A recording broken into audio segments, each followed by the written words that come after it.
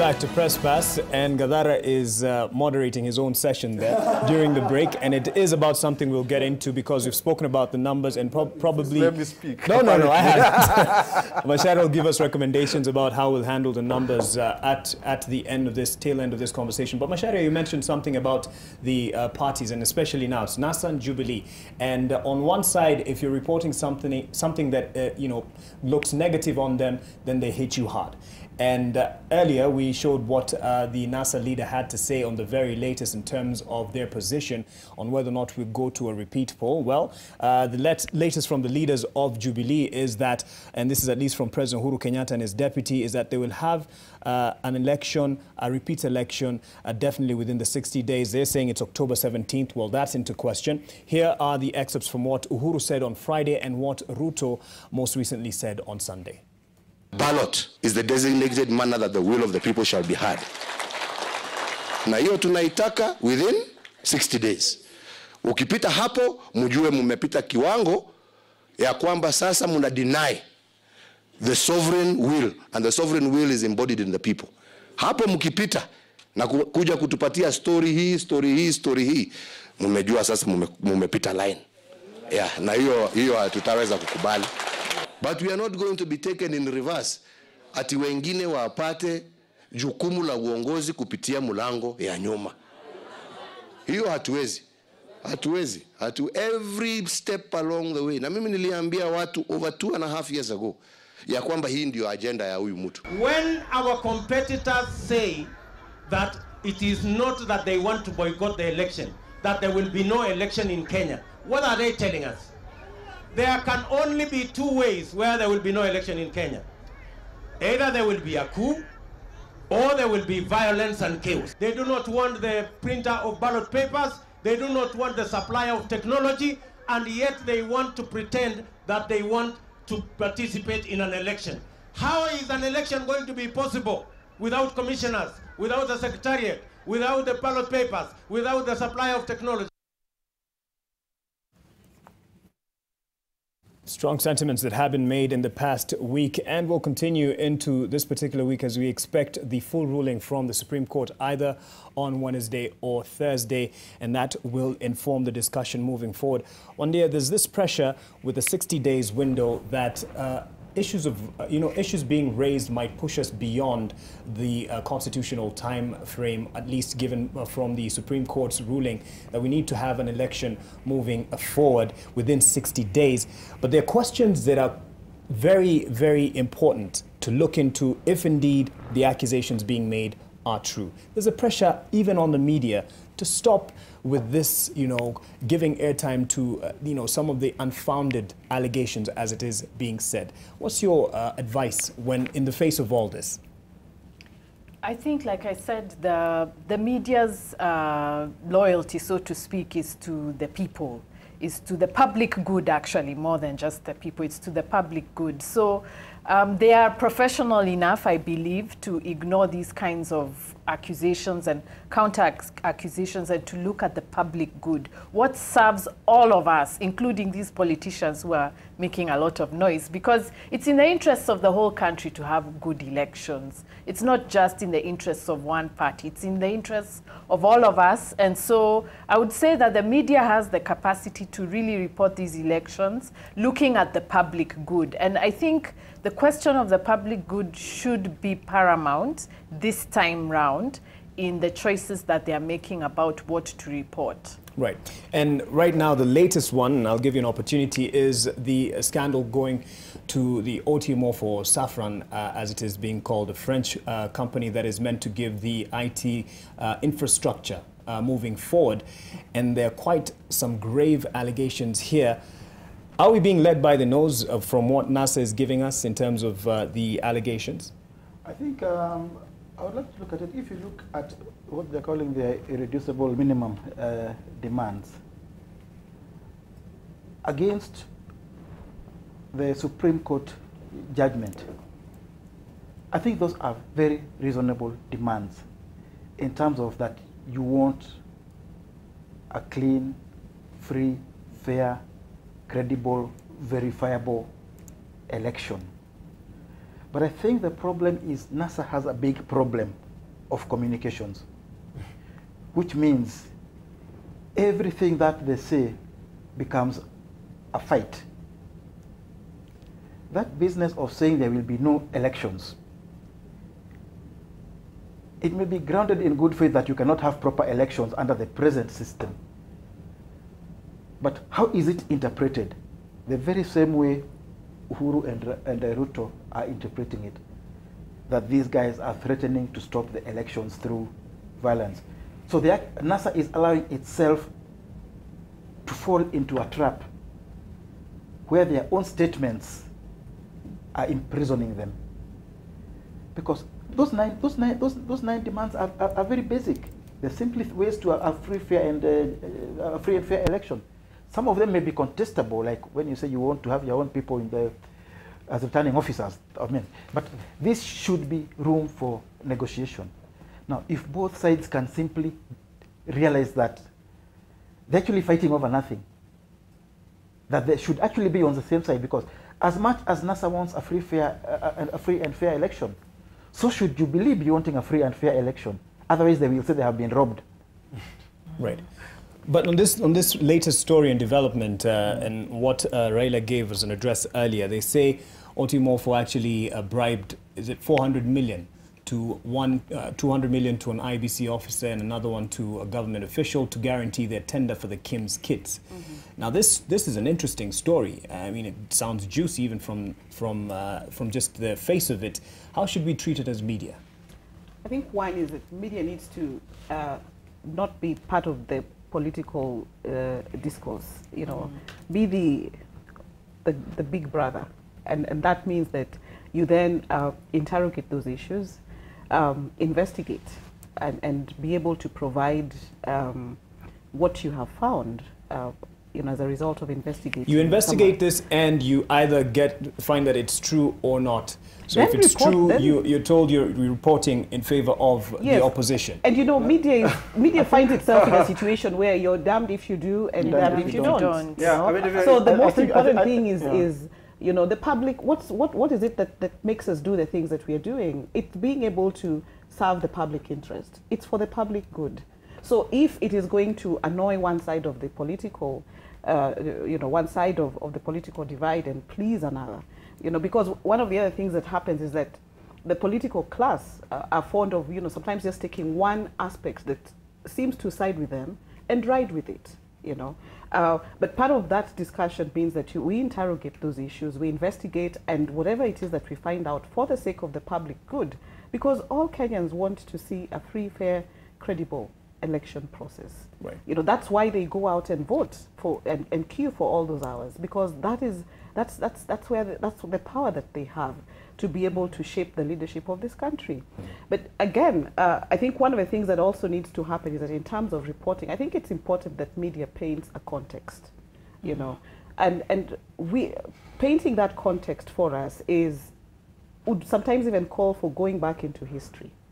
Why are we here in the first place? Yeah, you know? always do that. And that's important. That's a conversation that we are not hearing.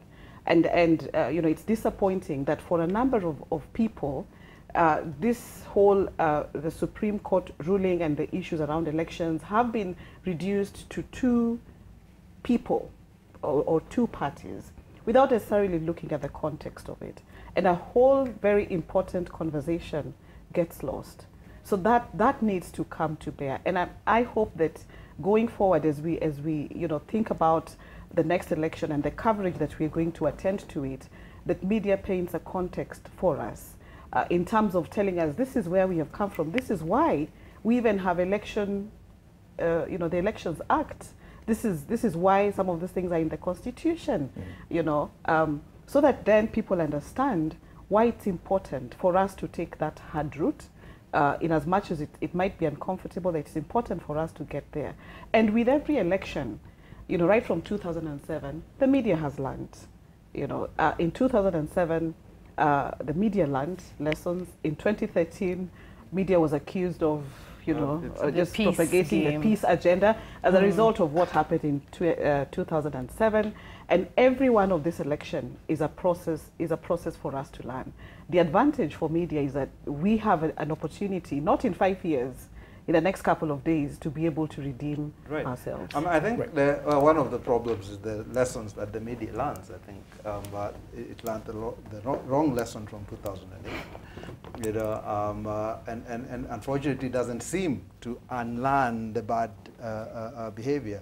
But that said, I think especially in this period, during the court case and after, one of my big gripes has been this sort of capture of the media narrative by the politicians. So it's the politicians dictating on either side. terms. Yeah, exactly, on both sides. You know, so it's been reduced to this guy said this, that guy said this. You know, therefore, and it's a fight between them, and people get lost. You know, so if you ask guys, what was the NASA case? You know, what were the issues there? Lots of guys can't tell you. You know, then you have a narrative that Odinga wasn't disputing the numbers; he was just disputing the process. Really?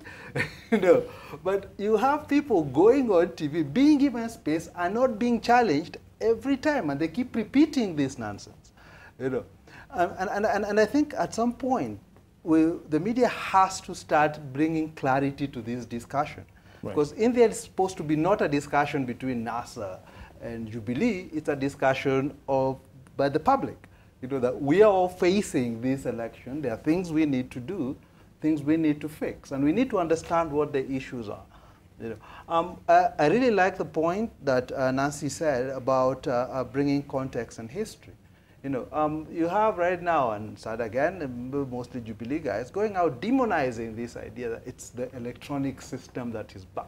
You know, they keep going on about, oh, let's just do a manual thing, you know, and recount. But there's a reason why we ran away from the manual system in the first place. You know, and people aren't reminded this. They aren't reminded, you know, what Pilgrim told us, what happened in every election. No, even before 2007, you go all the way back to 92. All these elections and forms would turn up and they've been changed and switched and stuff. You know, that's what we're running away from. But people aren't reminded of this. Right. And you have spokesmen for the various parties coming in and spouting all of this stuff that is never challenged. And it's allowed to attain a sort of legitimacy and credibility that you can keep repeating a lie till it becomes truth. Another aspect, in the name of context, and I'd put this to you, Wandia, and you can all chime in, the issue of the 60-day period that we have constitutionally. And do you think or feel contented with the context that has been given as to the scenarios that would come about? In fact, even in Gaitho's piece there, I think you'll see this tomorrow, and it says here in one of the lines, Mr. Odinga is not threatening to boycott the repeat election, but to ensure that the poll will not take place. This is frightening and serves only to raise the spectre of a Mr. Odinga who might be plotting to unleash extra constitutional means in pursuit of his political aims. Crucial that we raise such questions, the Nusumkate issue or full Boflo. Okay, I'm sure it will not surprise the listeners to hear me say this, but I think at least I have been disturbed by this very huge focus on NASA. They are not in power, but they seem to be determining the narrative, and then when they speak, we wait for Jubilee to respond, and it goes back and forth like that. And yet, and to go back to what Nancy and Gathara have said, we need the narratives and the context, because if we don't keep giving them, we do not notice the patterns in what both political sides are saying, and they're giving us the same version. I mean, they're giving us different versions of the same stories. They've been repeating these stories since even before August 8. And so it's so hard now to even see what the issues are, because they just keep repeating and responding to each other. So for me, I think this focus on, is Raila going to concede? Is NASA going to go to the next elections? I think that is very misplaced, because the focus for all of us Kenyans is, are we going to have a free and fair election? Are the systems in place? What are the issues surrounding it? But to keep going back to what the principals are saying is raising our anxieties. And apologies to my colleague, I don't think that helps when we keep on focusing on what these principles are telling each other. We need a better analysis of the narratives. What is the narrative that Jubilee is pushing? What do they mean by the people, the people, the people? Does it include those who voted and support NASA, do they mean that constituency of people? What are the narratives that NASA is giving us? We need a broader context to understand what is going on. But right now, it sounds just like different versions of the same rhetoric, and it's confusing, and it's raising our anxieties for nothing. And I think even the terms that are used, I mean, need serious interrogation, you know. I think if you look at the whole period of the elections, the only people who talked about having inclusive government have been Jubilee, and they did that in court when they were saying that, oh, let us have an election. I mean, let's not go into another election. You know, let's he be sworn in, and then he will include people. He's the one talking of Msumkate. But my point again is, this is not interrogated. It's allowed to run as a narrative, you know. And nobody sits down and says, well, where have these guys actually sat down and said this? And they keep denying it. Another thing is, I mean, the president stands up and says that the sovereignty of the people is embodied in the ballot box. No, it is not. It is embodied in the people.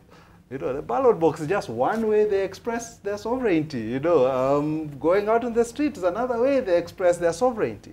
You know, and this idea that there's only one legitimate way to do it, you know, that, and it is them who will determine, you know, how to do it, it goes counter to the whole idea of the Constitution, that we are the ones who are sovereign, not him.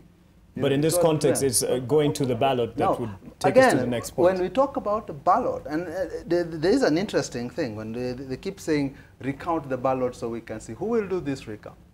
You know, it goes to the point. They had that opportunity to ask for a recount. Yes. They didn't. In court. Yeah, but even at that time, you've got to ask, who will do the recount? You know, you want to recount 40,000 ballots at 40,000 stations. The only person set up, the only institution set up to do that is the very one that's been rubbished by the whatever, by the Supreme Court. So you can't sit down and say, oh, they should have said recount. You've got to ask, who will do that recount? How will we know what's been recounted at polling station A when we are here in Nairobi? It's got to be transmitted somehow. Well, Macharia, you've been in the game for a bit, and there's an issue here being raised that it's not just about NASA and Jubilee, but you've been following this for a while in terms of their career. These are career politicians. They know how to shape the story and determine what people will be talking about. I think our challenge as media is to rise above the he said, she said, and the accusations and counter accusations, and bring out what are the issues, and we can even suggest solutions. And also, I think, keep constantly putting it is not about Raila. It is not about Uhuru. Kenya is bigger than both of them and their parties, and their tribes. The other thing is that an electoral process is not dependent on who is in government or who is in opposition. It should be completely independent, which means it is not for Raila to dictate or Uhuru to dictate. But where there is a problem, then they should be part of the solution, because obviously right now there is a big problem. We have an electoral commission which, frankly speaking, cannot be trusted by either side, where the chairman is seen, for some reason, I don't know when they changed, to be on the NASA side. The vice chairman is seen to be on the Jubilee side.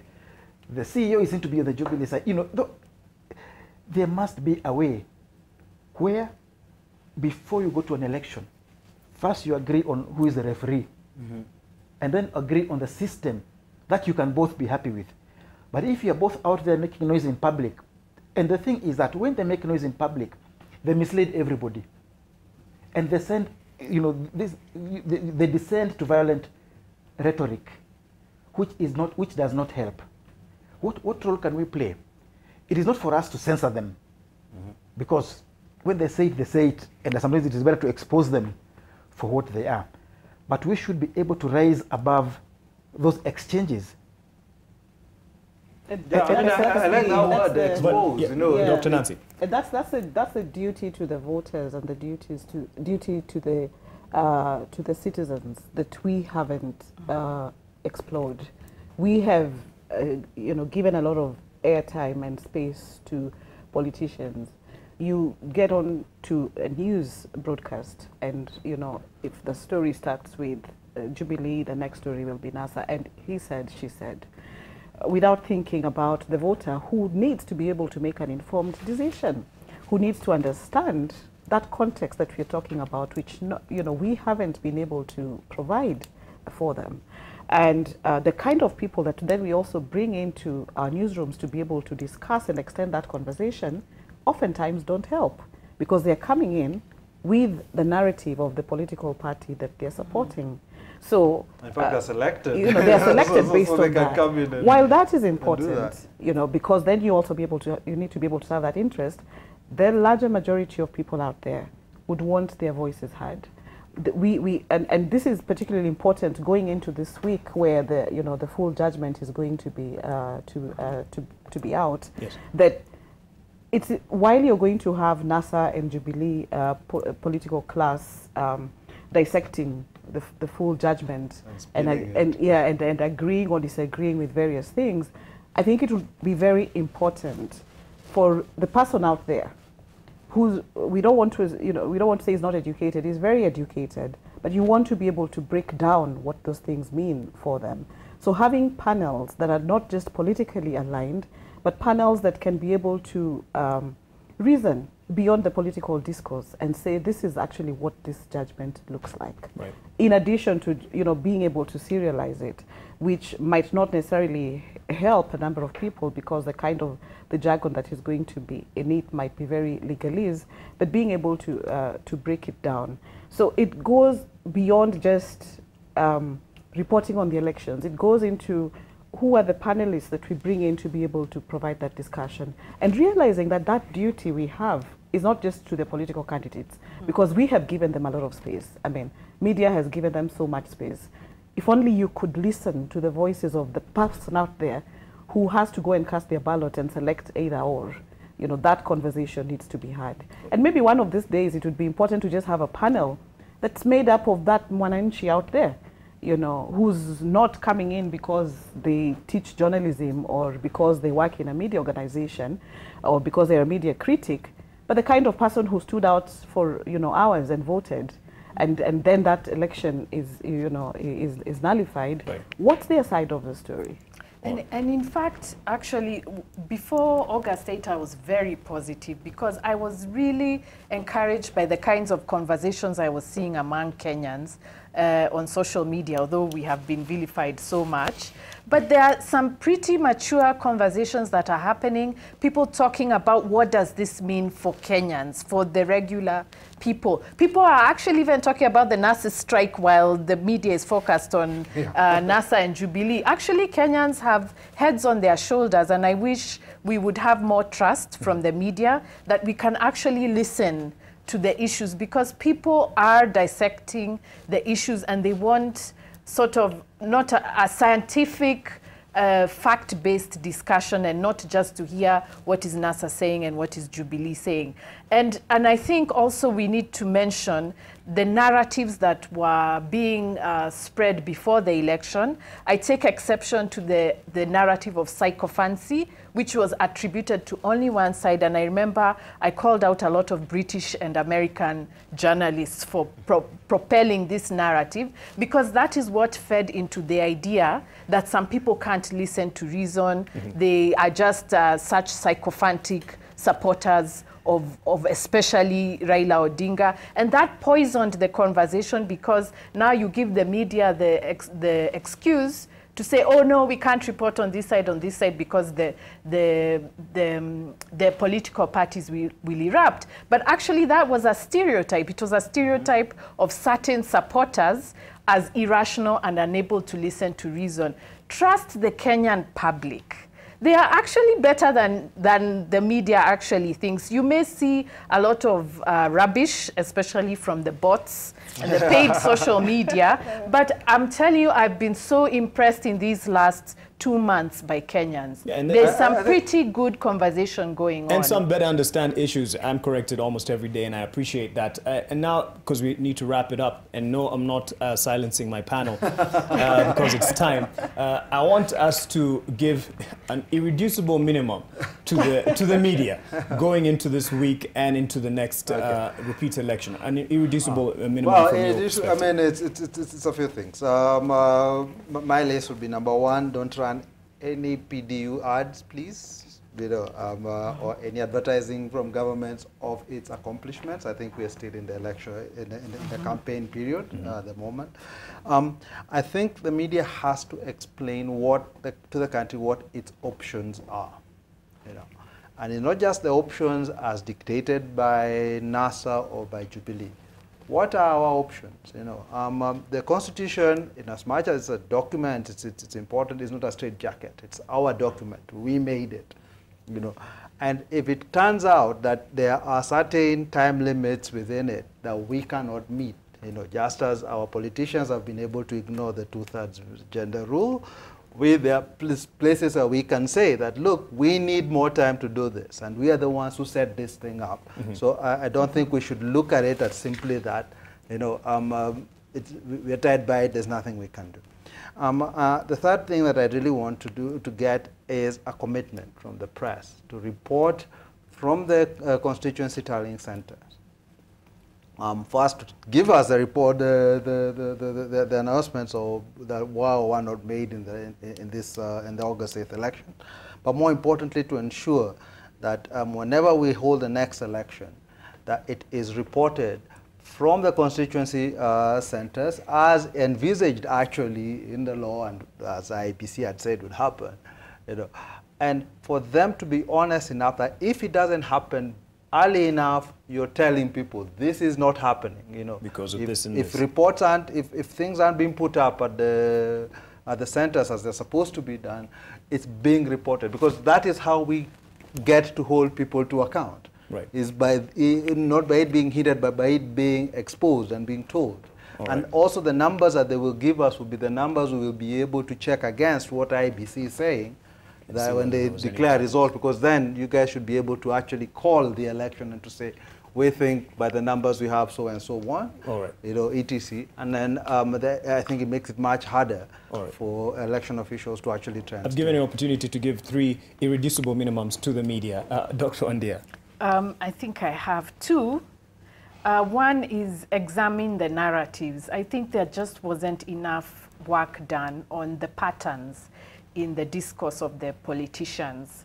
And especially if you look at pre-August 8th, the narrative of tyranny of numbers actually lulled a lot of us to accept results unquestionably. And even up to now, people are still, there's a version of it still being repeated. And yet tyranny of numbers is flawed in terms of even the sampling method which was used to arrive at these narratives. And I think we need to examine them more, because they are still influencing the way we are interpreting what happened at the Supreme Court and what we expect coming forward. And those need to be examined.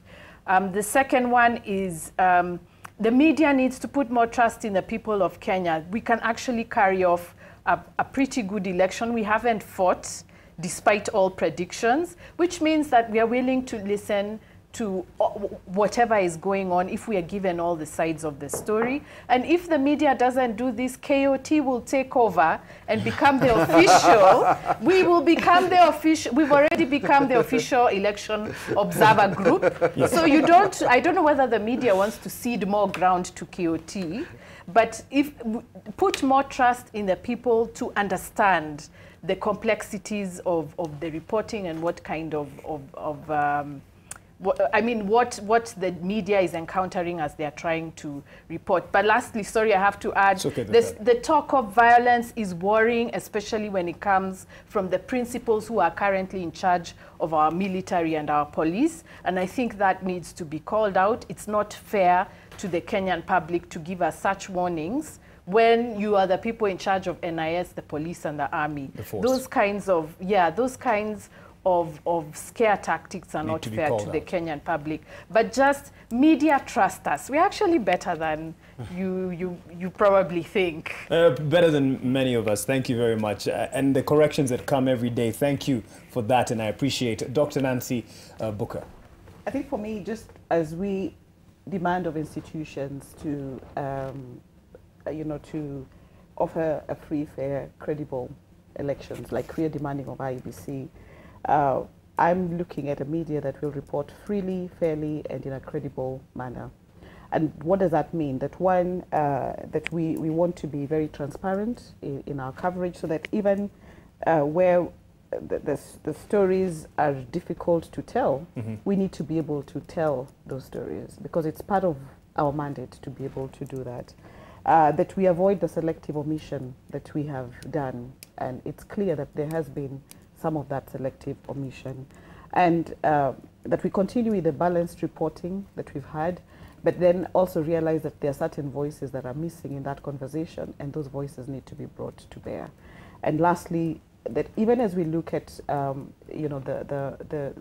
judgment and the election going forward, there is need to provide context, so that when we are dissecting the judgment, that you look at it in context, look at it with the Constitution, be able to relate various articles or various documents, and be able to break that down for the public. And that context also means that, for a number of people, tell them why we are here, why we are even having that conversation in the first place. Right. That's important for me.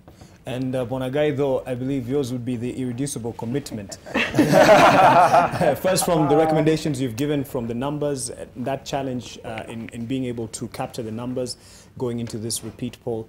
But what you can say? I think we should have learned a big lesson from the failures of the first time around.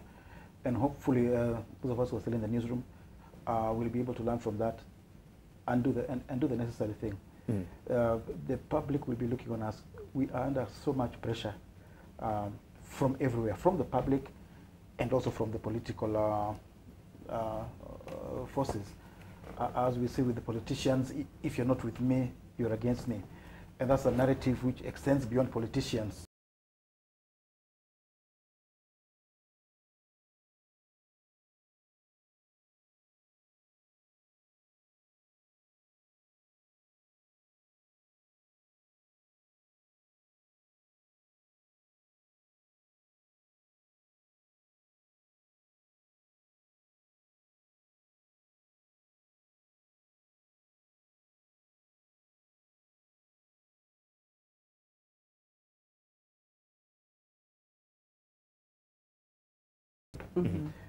And I agree that sometimes we are giving too much space to talking heads who are simply going to say the same things again and again because they're aligned to one or the other political. Some are lawyers, academics, but they all come there with allegiances to a political grouping.